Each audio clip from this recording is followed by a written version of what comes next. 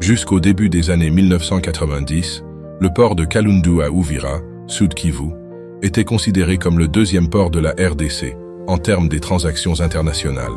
Grâce au lac Tanganyika, il avait facilité le trafic fluvial entre la RDC et des pays de l'Afrique orientale comme le Burundi, la Tanzanie et la Zambie.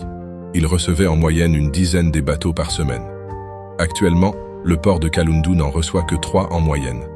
Les conflits armés qui ont ensanglanté la région par la suite ont largement contribué à mettre fin à la grande époque de ce port.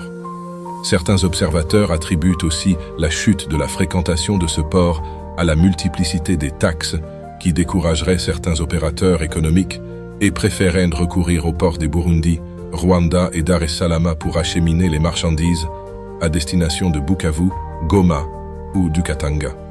Au début, la population ne croyait pas malgré l'entreposage des matériaux des constructions et préparations de terrain. Étape par étape, les travaux se sont accélérés dans une vive allure, façon de rattraper. Le temps perdu pendant la pandémie de coronavirus, les ingénieurs se sont mis au travail pour offrir à la population ce port qui répond aux standards internationaux. Le gouvernement de la République démocratique du Congo, RDC, en collaboration étroite avec Trademark Africa, a le plaisir d'annoncer la finalisation des travaux de modernisation des infrastructures du port de Kalundu, localisé à Uvira, au sein de la province du Sud Kivu. Cette modernisation s'intègre dans une stratégie ambitieuse visant à dynamiser le commerce régional et à favoriser le développement économique sur le long du lac Tanganyika et dans la région des Grands Lacs.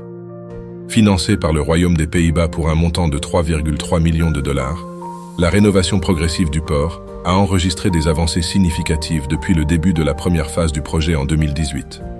Les efforts de modernisation ont notamment inclus le dragage du port pour augmenter sa profondeur, permettant ainsi l'accueil de navires de plus grande taille.